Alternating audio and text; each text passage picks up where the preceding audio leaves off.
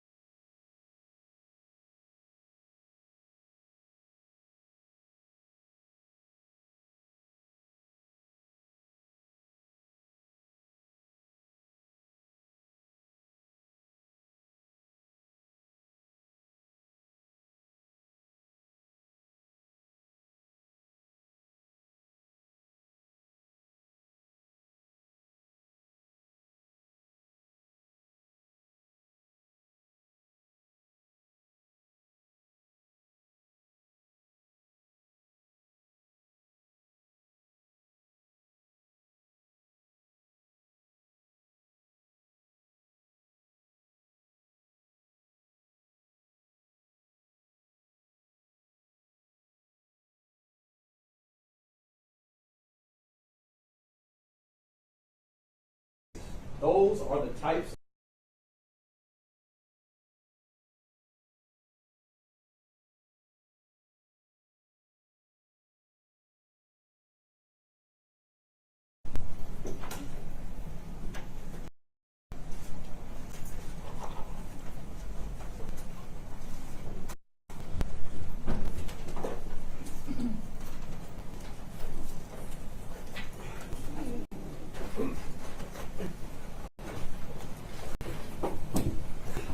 Welcome back, ladies and gentlemen of our jury.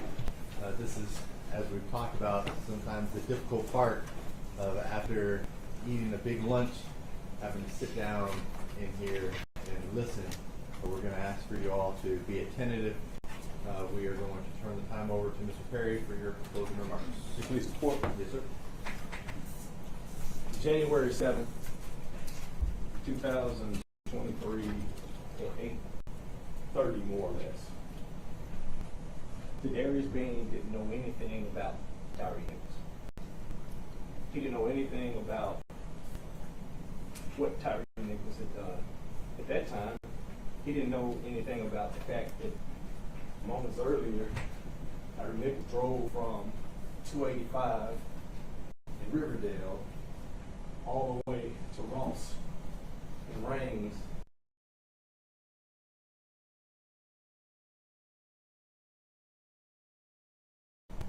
While having blue lights cut on at first and then cut off because Memphis has a no chase policy.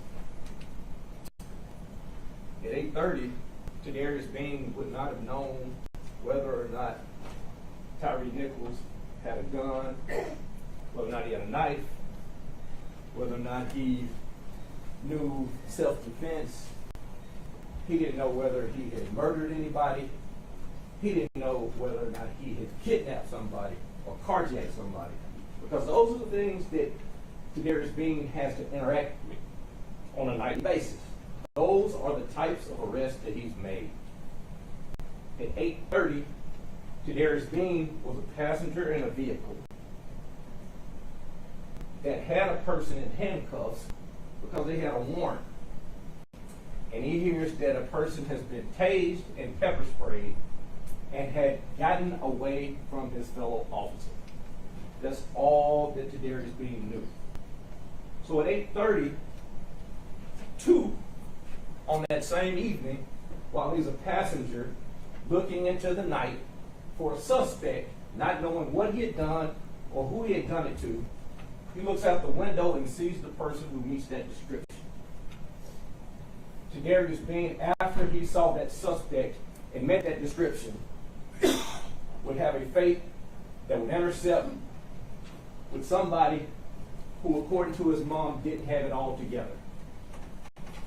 At 8:32, Tadarius Bean, not knowing anything about this man, did this.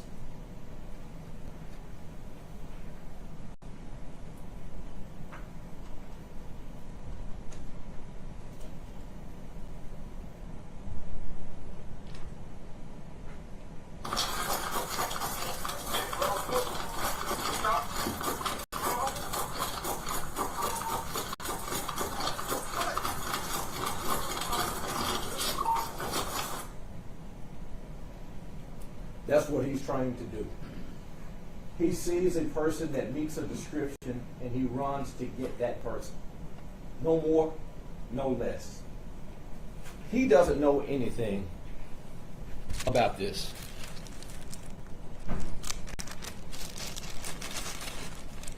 He doesn't know this is in the men's car.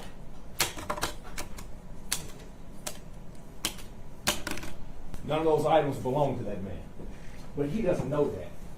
All he knows is that this person, after being lawfully stopped and attempted to be searched, took off running and overcame 3 grown men. And he attempts to do his job. I told you at the beginning that the law in this case would come from the judge, and that hasn't changed. But the facts come from this stand.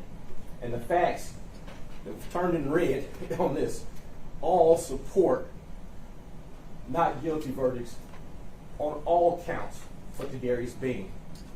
Every witness supported Bean's not guilty. Every one of them. When asked about him holding this person and why he's holding him, every witness says the same thing. You can't let a person go if he has one cuff on and one cuff off. You just can't do it. Every witness, all of the documentary evidence supports Bean being not guilty. You see those items that are stolen. That's from the person who was just getting sesame chicken. But Bean doesn't do anything to punish this person. He's trying to apprehend him. Every witness says that. Every witness and all the videos support the fact that he's not guilty. And we'll go into these in more detail in the moments to come. If you isolate the actions of Tadarius Bean, did he have probable cause to chase the suspect? Clearly he did. Was he proper to chase the suspect? And did he chase him in a proper way? All of the witnesses say the same thing. Yes. The evidence shows that Bean, while pepper sprayed, maintained in the constant struggle with the suspect. You heard from the state's witness, Mills, that he pepper sprayed. Not only did you hear from him, but afterwards, when you hear this conversation, the so-called high-fiving about what happened, you hear during that conversation, Bean talking about his eyes burning. But in addition to talking about his eyes burning, he also talks about the fact that I bust my shit again too, meaning his knee. And you'll hear him talk about how the sutures in his knee open while he's out there on that particular night. You'll hear that you heard rather, there's no direct proof of any kicks coming from Bean whatsoever. The only strikes, if you slow it down, you take it at a quarter speed in particular, you see that all strikes are to the forearm after Tyre Nichols is turned over and is reaching up. He pushes the officers off of him while he's on the ground, and they're asking for him to get on his stomach so they can put cuffs on it. It's impractical and dangerous for Bean to let the suspect's hands go.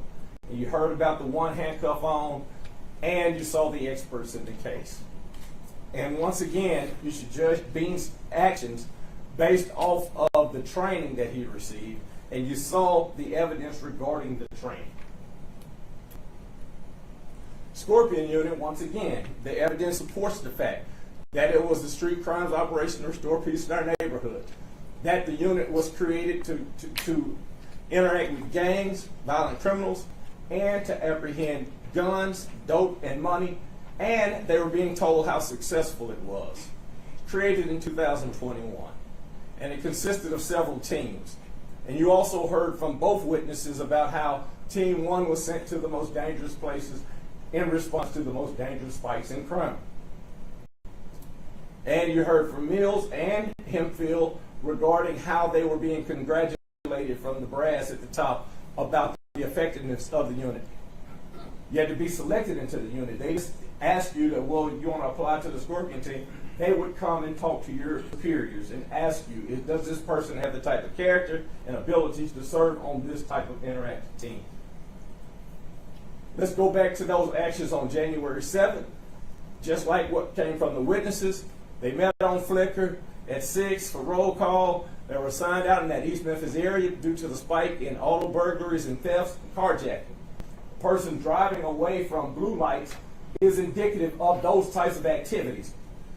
Detective Bean was part of a two-man car, Mills being the driver of that car, and Bean was the passenger. At around 8:30, Detective Bean and Mills have a person in custody with warrants, and they let the misdemeanor warrants go in order to respond to that other location. And the suspect had been tased and pepper sprayed. That comes out over the radio. So that's what their interactions are based on. Detective Bean and Mills see the person, and you saw earlier at 8:32, Bean makes contact from inside his car with him visually, and when he tries to speak to him, the guy takes off running. And then you see that 3-minute struggle. Now, Detective Bean and Detective Justice Smith get to the person almost simultaneously, but Detective Bean doesn't know Justice Smith is even out there on a perimeter. He knows that he's running after this person who has made eye contact with him and made the decision to run away from him. That's all that he knows, and he tries to apprehend him. He used the use of force continuum, and you'll get a chance to read that yourself. Visual presence, verbal commands, and then how it escalates into hard hands. And you don't have to go step by step. They can jump in escalation. Use of pepper spray, the use of verbal judo, the use of hard hands, those are out of the ordinary or anything wrong. Once the suspect was finally secured and handcuffed, and you look at the videos yourself, when handcuffs went on this person, nobody came up and got a kick, nobody came up and got an extra punch, nobody came up and shook him or did anything inappropriate to him. Once the handcuffs were on, the interaction was over. You get a chance to, when you're back there, review the policy that's been submitted as evidence. You heard from the experts regarding active and passive training, high-risk stops, the response to resistance within that policy, how hard hands and kicks and punches and slaps are a part of the hard hand apprehension process, and the use of force continuum. You heard about tunnel vision, non-lethal force, training in taser usage. The only person that had a taser on that team was Hempfield at that time. And how the taser hit him, he said, you'll hear the videos, I hit the bastard. Now here, after being questioned, and as he used the term and I used it, browbeat, he says he didn't know for sure where they hit him. You judge by the video whether or not it looks like the tasers hit him. It's that simple. You heard from, and I asked the question of the expert, Mr. Cameron, regarding ineffective force versus excessive, because he's written about it and he's presented about it. Ineffective, if you're looking from a sky cam, looks the same as excessive. It just does. If it's not working, it looks excessive. But when you look at the body-worn cameras, and you have to do it in order to appreciate what they're trying to do and what they're going through and trying to get the guy into custody, it's showing they're not trying to punish somebody on the side of the road because you got this person's ID, or you got this person, you were involved in a crime, and we're just going to beat the heck out of you. This was trying to get this man into handcuffs. Mr. Mills regrets using his ass baton, and I'm sure he regrets the verbiage that he used. I wanted him to testify, and he did so, about the time in which he changed his plea, because his initial statement was it was by the book. He didn't have that access of the book and looking at it and all that stuff at the time. This was a mere day or two afterwards, and he talked about how he responded responded and how he acted. But after hours and hours with the Department of Justice, and somebody saying, well, it sounds like you're pissed off. Yeah, it does, all of a sudden change. Well, maybe I shouldn't have used the aspartame. But in fact, he used the aspartame verbatim the way that MPD teaches you. 3 strikes to the arms. Nobody's hit this man in the head with an aspartame or with any other instrument. He does not get struck with that aspartame anywhere but where they train you, between here and here. And you'll have the opportunity to use body-worn camera in order to assess that. And it's important to do because it tells the story as how they are moving away from the person, and he still hasn't come into compliance with their request. The use of an aspartame happens.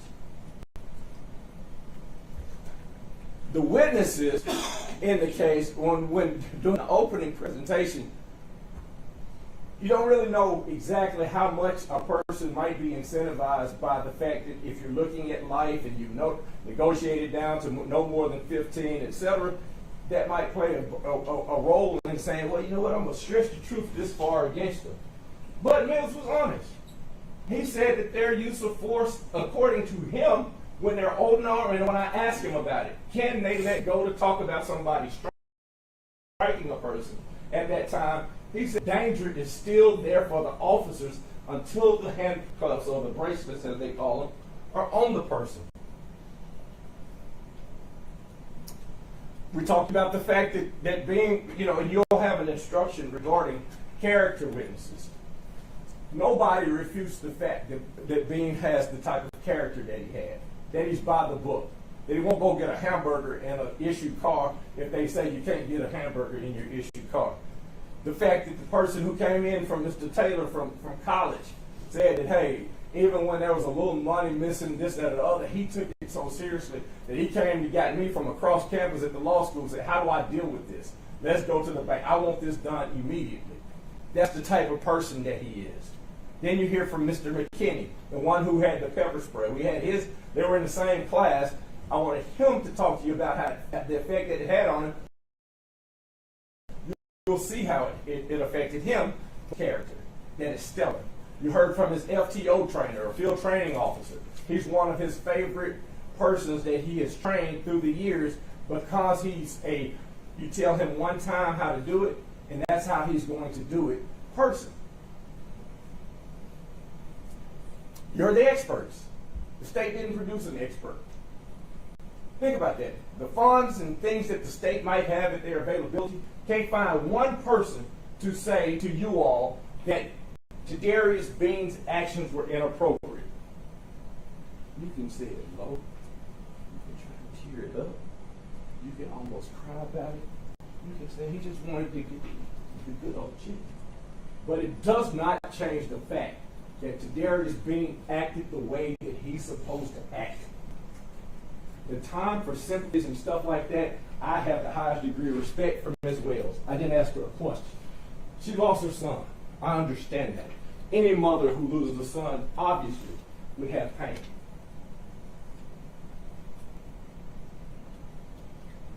But driving is a privilege.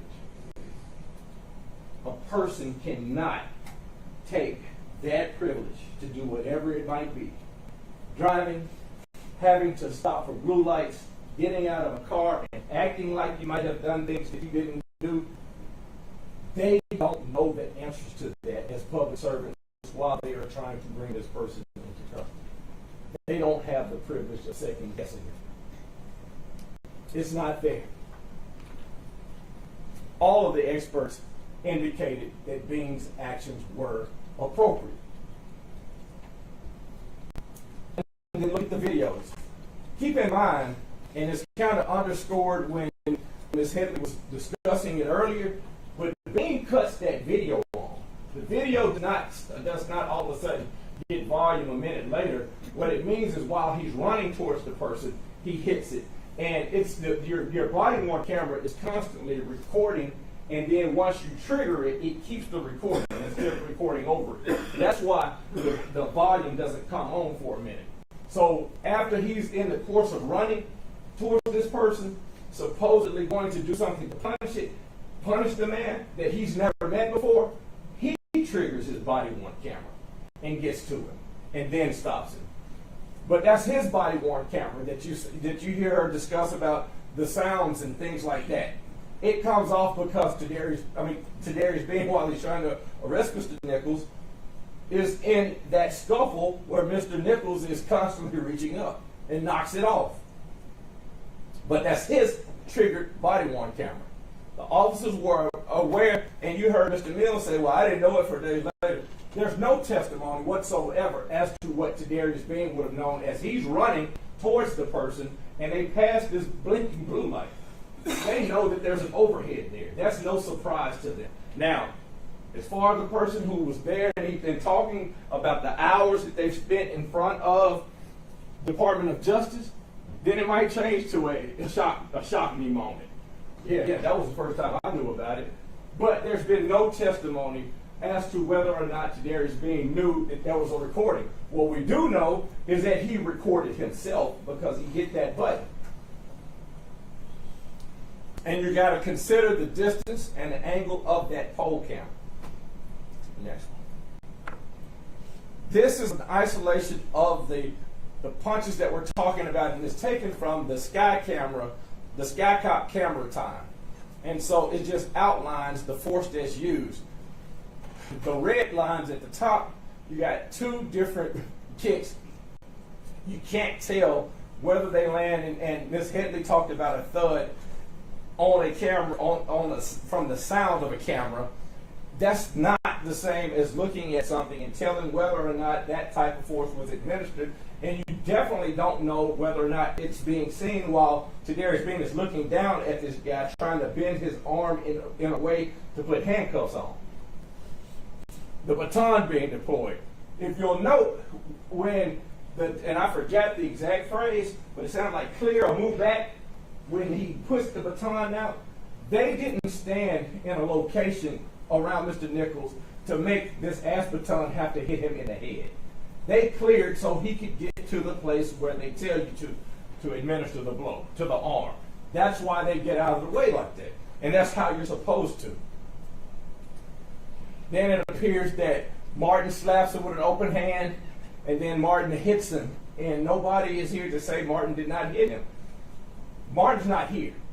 So as to what was going on in his mind and what he thought he was going to do, there's been no testimony regarding that, and how Tadarius Bean, who's holding on to an arm in these seconds, can all of a sudden say, hey, time out, everybody. Y'all stop. Everybody stop. And know whether or not Mr. Nichols is just going to stand there and say, we're all good now. You can put the handcuffs on me. But what I do know, brutal though it sounds, after the hitting, he failed when they put him to the ground, and the interaction stopped while he's back on the ground. They're on him, still trying to get the handcuffs on him, and they still can't get it until somebody comes in, really, until they can get the man's legs to stop moving and holding the leg for a second so that they can get him steady enough to put the handcuffs on him. And when you're looking at it, look at it from the fact that you're trying not to break his arm or dislocate his arm.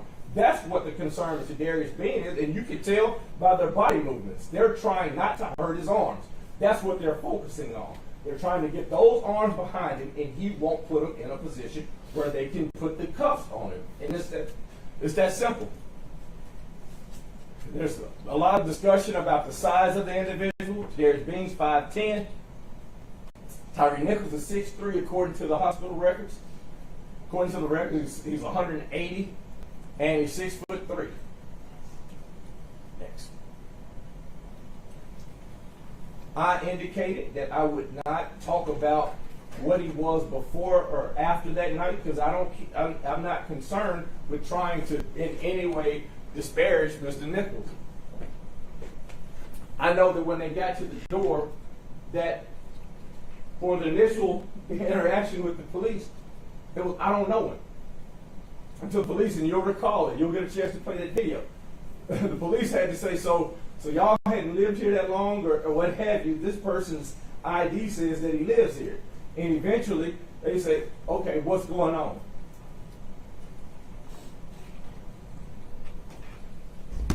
They don't know what all he's into. But there definitely had to have been something that this person said, I don't know. So you're expecting Mr. Bean to know the level of force and the level of coercion that it would take to get this man in the handcuffs when his own folks say that they don't know him. We know that he did drive 2 miles away from the blue lights and sirens. You'll see the reenactment. You heard the testimony of Mr. Hemfield. And you'll see the videos that are involved. And you'll see the camera inside the car of Mr. Martin. You know that he ran from the first scene and he ran from Detective Bean. That was from the testimony of Hemfield and from Mr. Mills.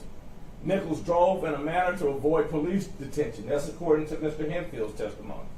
We know that he refused to stop and he subsequently resist arrest. Mr. Nichols would know that he had dope in the car and the stolen credit cards and the stolen ID. Does he have a right to resist being stopped? All of the experts say that he doesn't. Ms. Headley says that he doesn't.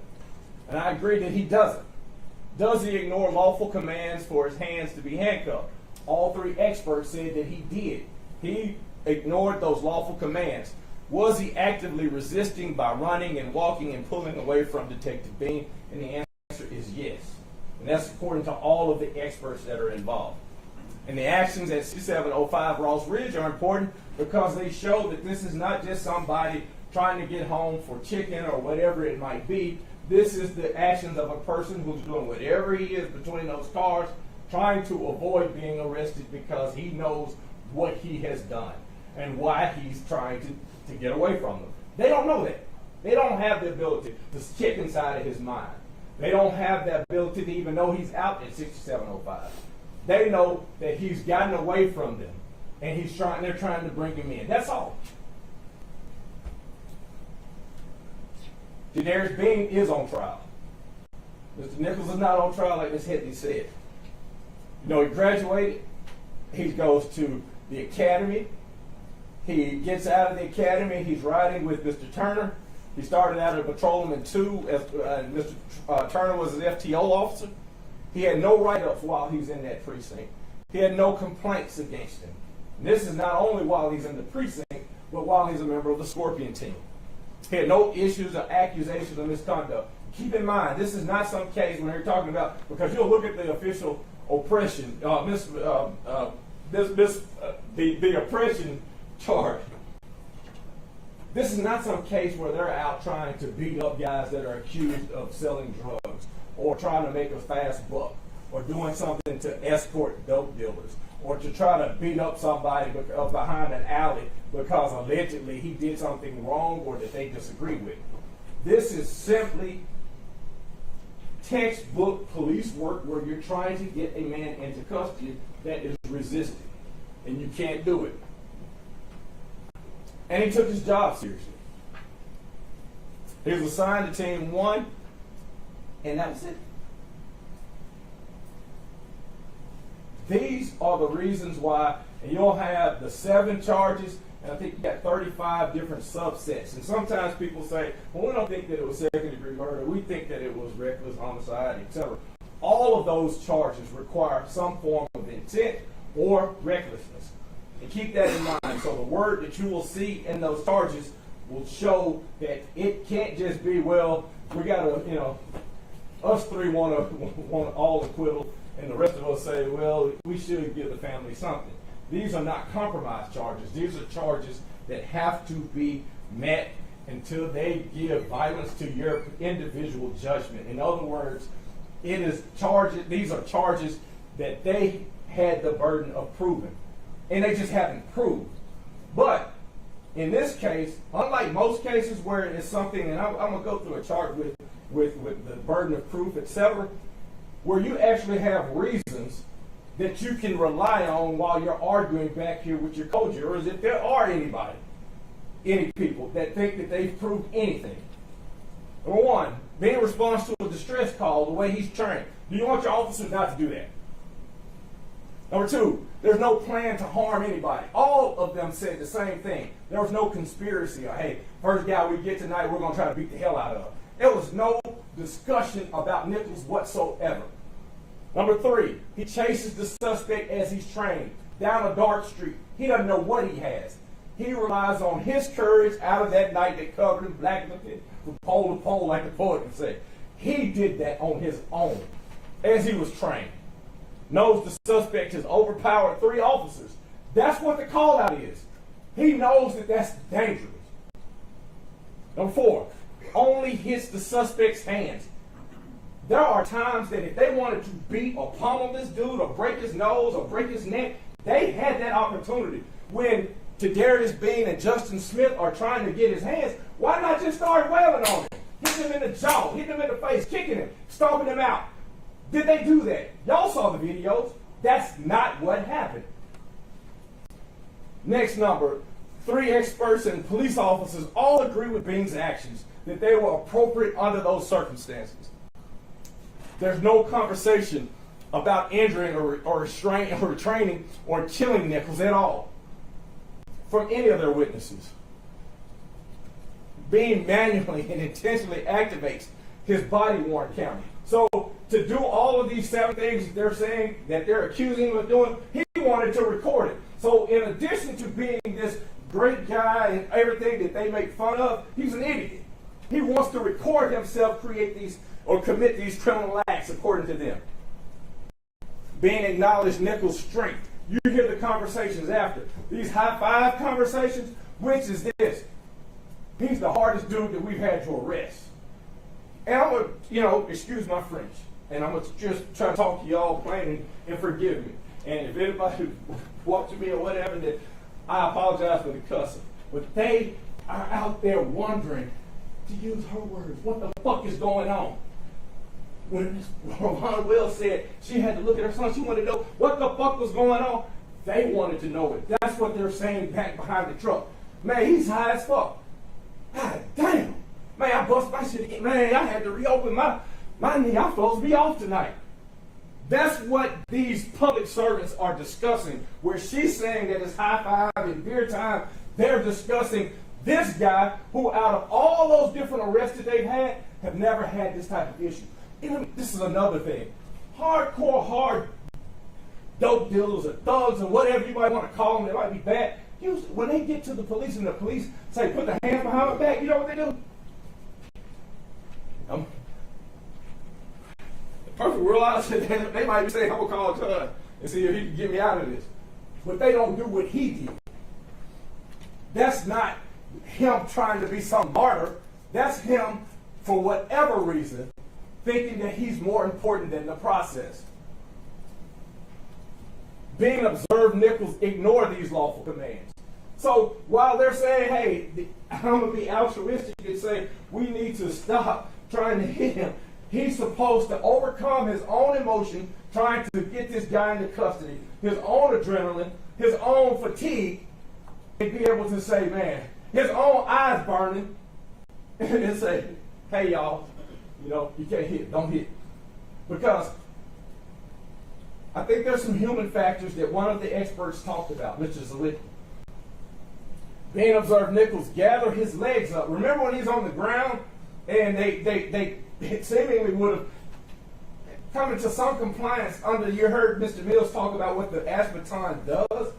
What's his response to it? He still stands up and tries to walk off. Now, in this instance, in this case, because of the case and all that stuff, is, he can try to run because he's scared of these officers. Does that make sense? Ask yourselves when you all are discussing it. He's just so scared that he wants to stand up and walk off from these officers as opposed to turning over, putting his hand behind his back, and allowing the cuffs to go on. Witnesses testified that Bean is by the book. No prior instances like we talked about before. Nichols was motivated to flee and fight. He's got dope, stolen credit cards, and stolen IDs. That's a motivation for him to act like he did. Once the handcuffs were on, who struck him again? Who kicked him? Who talked bad to him? Not a single person once the handcuffs were on. There's no DNA evidence regarding Bean whatsoever. And what benefit would Bean have from injuring Mr. Nichols? What benefit to him? There's nothing here that indicates that he would have gotten any sort of thrill out of it or any sort of money gain, nothing. And so when you look at these 20-some odd reasons, think about this one also. Think about the video of 6705 Ross Ridge, where Nichols is not yelling for neighbors to come help him or not running his tail off to get to home and all of that. He's ducking and dodging between cars. And you heard the testimony from Mr. Baker that nobody ever went out there to see if there was anybody else's credit cards or anybody or any items that would help you break into a car and steal these credit cards. Nobody ever searches or does anything regarding that because the focus was on how it looked and the possible public outcry. That's what the focus was on. And the investigation from the gate was biased. It wasn't any focus about both sides of it. It was all the rumors and innuendos that might be out there about what these guys might have wanted to do and all this type of stuff, but nothing about how difficult it was to bring this guy into custody.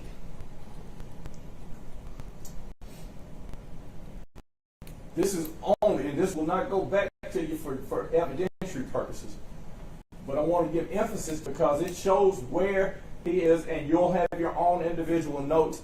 And this is during the time that there were any strikes rendered.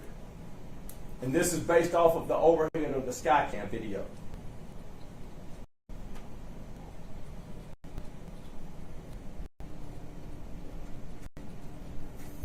Time that the pepper spray goes all these different ways.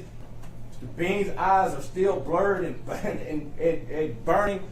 But he has to have a hand on this suspect that has run off from 2 different locations. And he does that. And that's at 20, 33, and 57.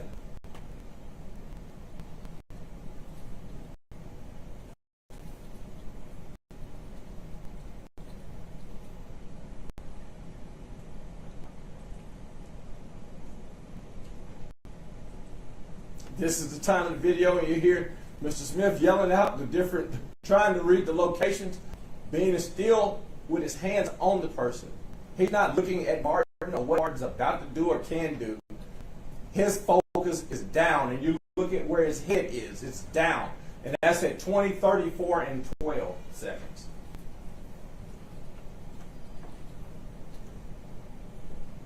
And when you slow it down, slow it to a quarter and see if you can tell whether or not the kick connects to him on either of those kicks. Y'all do it back there. You have the ability, it's the evidence that you got away. But look at it for those purposes as well.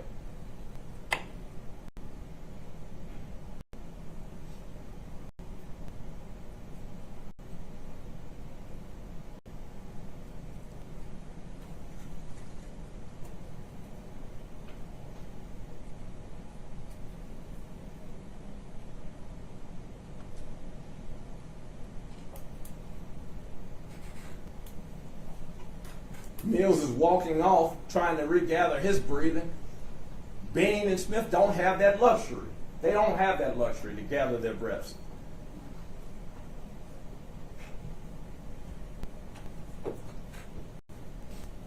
And all this time, he turned on his stomach and got the handcuffs behind his back and just doesn't do it.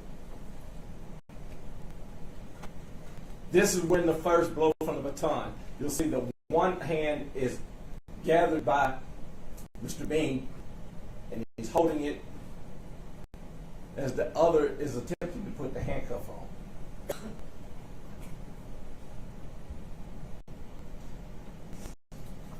That's at 20, 34, and 56 on the Skycam video.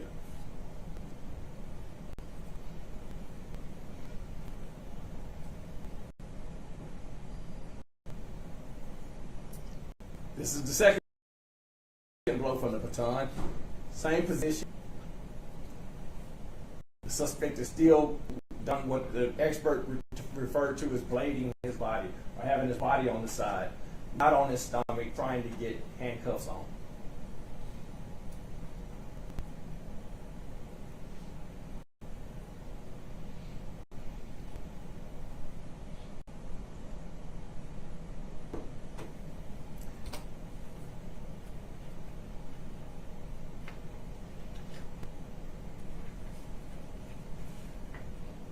Mr. Nichols stands up on his own, and they don't have the luxury of saying, hey, let's just let him walk on so he can go up the street. They don't know where he lives. They're holding on to him because they do not want this suspect to get away.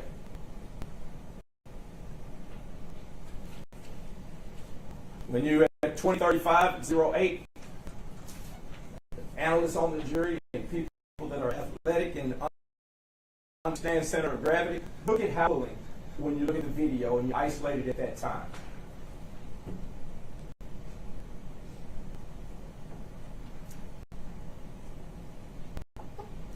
This is at 20:35:09, and it's more definitive than just a few seconds ago. You'll see his center of gravity, Mr. Bean's center of gravity, 20:35:09, where he's actively pulling the man away.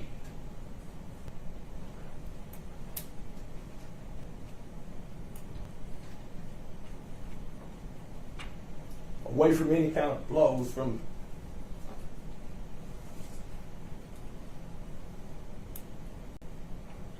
This is where center of gravity gets lowest. And imagine that you're pulling somebody like this and they got the strength to not go with your pull. That's where it comes about, man, he's strong as an MF. He's strong as hell. That's what the other folks are saying. All me saying when they're over there is, man, he was eating. That's what they are offended by. The fact that after dealing with all of this, they say, you know, a person takes pepper spray, punches, etc., man, he just was eating that stuff because it looked like he was high to them.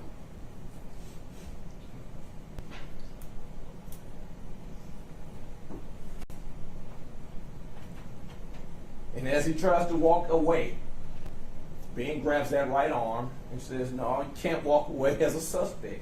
Just can't do it.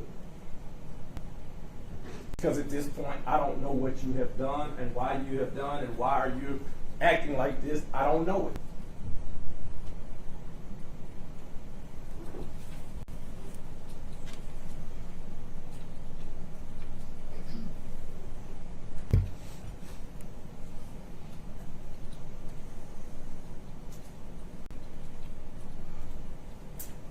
That's it.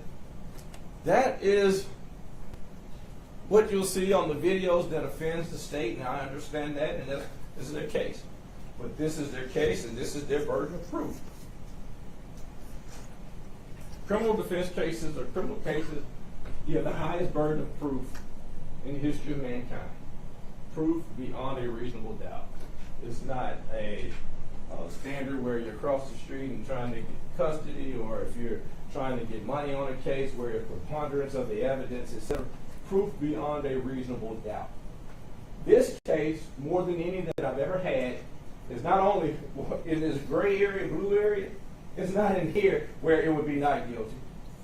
It's down here, proven not guilty. He videotaped himself. But you got the witnesses.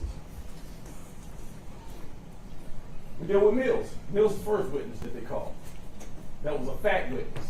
No plan, no plot, no conspiracy, no knowledge of what Bean was doing, what Nichols was doing, I'm sorry. You don't have Bean in the car mad, talking about, man, I don't want to be on work tonight. I'm sick of this stuff. I'm sick of the city. I'm sick of the problems that they put us on the front line to deal with. None of that. Just a regular night. They're going about their job. Mills did not testify that Bean used excessive force. To the contrary, he said that his force was appropriate. Hempfield, same thing. I've never seen Bean use excessive force. I've never heard him talk about any kind of street tax. I've never seen him upset. He was a good, quiet officer that minded his business and did his work. That's their testimony. Hempfield had the ability to make up stuff or what have you. He said, and everybody doesn't have people that are in the upper echelons of the police department to tell them. But he wasn't going to kowtow to what the Department of Justice said. He stuck with his story. This is what happened. I wasn't on that second scene, but I know what he was like on the first scene. I know how strong he was. I know he wasn't doing what we asked him to do. I know he was speeding. I know he was changing lanes inappropriately. I know that we followed him 2.5 miles to another location after he thought we had turned off. He's stuck with his guns. He ain't facing that type of stuff. So he's smarter than the situation. But he testified favorably regarding Darius Bean. So Matthew testified they were all sworn officers. So these aren't a group of guys that's just out here jumping out of cars and trying to fight somebody or do something wrong to somebody or a vigilante crew. These are sworn police officers. Matthew, proven not guilty. Robert Long. I don't want to downplay what Robert Long said, but as it relates to Darius Bean, he didn't interfere with any of the assistance given. You see him lifting this guy up, and he was exhausted. And if you don't think he's exhausted after running that many yards against somebody, count the steps. I counted 93 steps. 93 steps with 40 pounds of ammunition on and a duty belt. You think that that's just a fun night that we want to go out and terrorize somebody? But Robert Long said he wasn't a hindrance. He wasn't in the way. Did what he was supposed to do. Testified favorably for Darius Bean. Greg Turner. He's my favorite, that's his word, trainee. He was studious. I told him what to do one time. I didn't have to tell him again. I was his beginning FTO officer. I was his release into the field, secondary FTO officer. And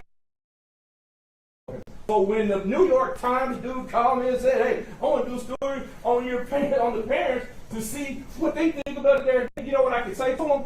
I can say, hey man, if I'm his parent, I'm jumping up and down with pride that my guy could get out of a car and run after somebody who he knows nothing about because that's what he's sworn to do. I'm not answering the door and saying, hey, does Tyre Nichols live here? No. And these are good people now. These are good people. Good neighborhood. Solid stepdad. Solid man. Help his son get a job. Works with his son. I don't know him. I don't want his problems here. I don't know him. You think about that. Police knock at your door about children. I don't know the man. I'm sorry. I got to do it. I'm petty. If her son wasn't together at 29 years old and he's out on the street and he's running from where the police are, if he's running from them, I'm sorry. If he doesn't have it together, and he should have it together, I apologize to her. She's a good woman. Cussing don't bother me because I'd be cussing about my son if he's dead. They don't bother me. But I know one thing. He didn't have it together. Darius Bean had it together. She testified for not guilty. She testified not guilty. So this is where we are. I don't know how much time I got left, but I'm about to beg because I don't have a vote. I don't have the ability to stand back there and to say what's right, what's wrong, or anything. I spent 5 days in your city, and I respect you guys for coming down here and being willing not to make up some story about not wanting to do it and overcoming whatever it is that is an imposition in your lives, because you got lives that you could be at home doing what you do. John Sr., my dad, taught me not to be jealous. Not to be jealous. Don't go to somebody's house and come here talking about, man, I wish we had that TV. Yada, yada, yada. I couldn't do that. Not around him. He wanted me to have the type of character that Darius Bean has. But I got to be frank with you. When I did my Monday morning and Tuesday morning and Wednesday morning 5 o'clock walk around that square where the aquatic center is. And when they set up the festival on that Friday morning, I don't even know what the name of the festival is. I got jealous. That city's right. That city's right. Now, this city has some good leaders. And this city has some leaders that I love. And there's some leaders that I love that are on the opposite side of what they think might have happened out there on that scene. I respect that. I got to respect that. But I also got to respect the fact that in this particular case, you got 5 guys that are doing their damnedest to get home. I got one that I represent, that I am at the proudest moment of my life to represent him, because he did what I don't know if I would have the courage to do. He got out of the car and he grabbed a guy that he thought had done something wrong. That he had done it all these other times and it wasn't a problem. But on this particular night, because of how he looks afterwards, after this man had 56 times that they asked him for his hands and refused to do it because of that public outcry, or whatever it might be, he's got to sit here in front of you all. He has to have put his life in the balance, and it's in your hands. So you got all these different subsets, and while you look at those different subsets, I challenge each one of you that at the end of it to discuss it, because the judge says, hey, you got to read all that stuff, and you're supposed to read it, and it is respectful to read it. But it should be just as easy as he did to jump out that car on each one, not guilty, and to sign it. On the count 2, where it talks about the kidnapping, should be just as easy.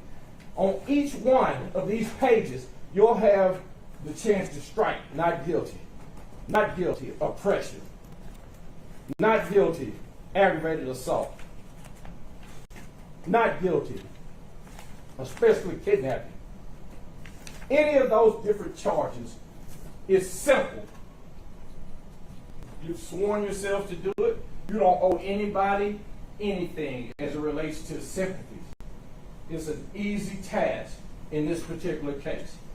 It's right or wrong. And there's no way to say that, hey, we've gotten to a date in our society and in our world that we can't appreciate the fact that our public officials put their lives on the line for us each day, and they're trying to do right. So it's not a case where they're abusing the badge and trying to go out there and prove a point, or to try to kill somebody or something like that because I'm trying to rob this dope boy. It's not that case. It's simple as ABC. I'm asking this man to do a task. I'm asking him to give me his hands so I can put the handbrace on, and he's not doing it. And I'm trying my best not to break an arm, break a leg. I'm doing everything I know how to do. And you ask me to be more responsible about somebody else's actions at that particular time and risk my own life is too much to ask. That's why I'm jealous. If you act this together, and I'm asking that you help us out on this case. That you, at the end of the day, make this an easy verdict and end this foolishness. Get back to where your lives are.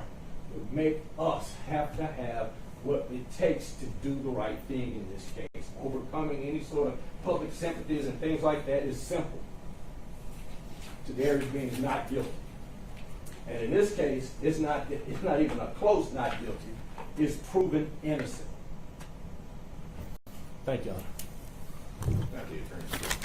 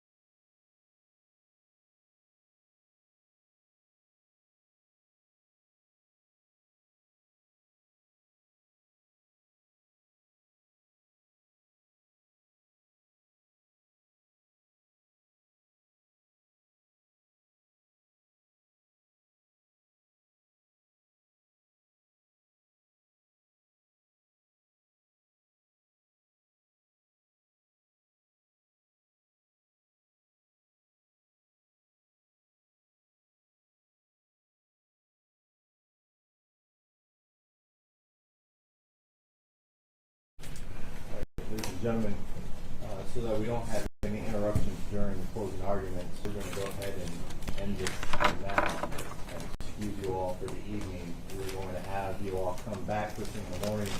We will pick right back up with the closing arguments from the remaining defendants, as well as the rebuttal, should the state choose to have such.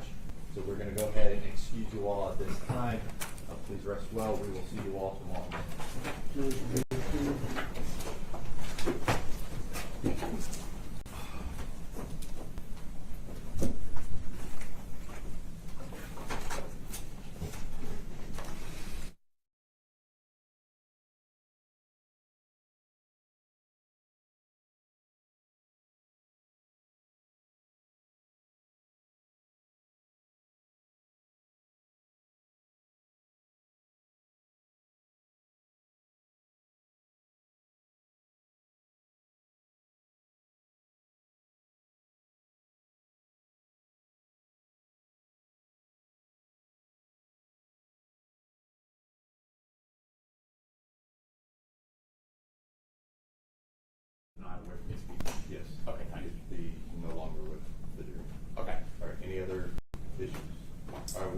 stand.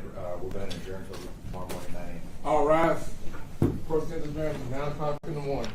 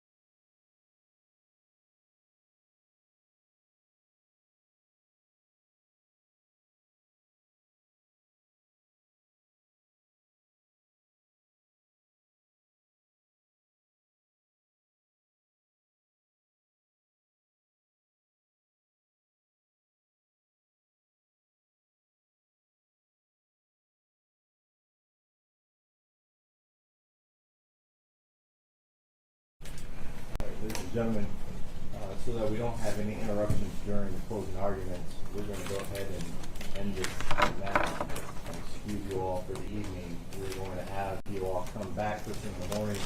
We will pick right back up with the closing arguments from the remaining defendants, as well as the rebuttal should the state choose to have such. So we're going to go ahead and excuse you all at this time. Please rest well. We will see you all tomorrow.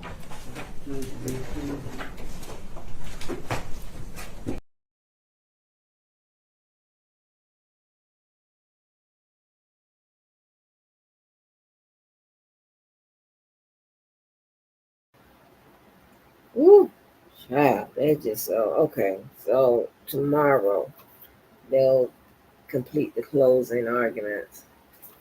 Child.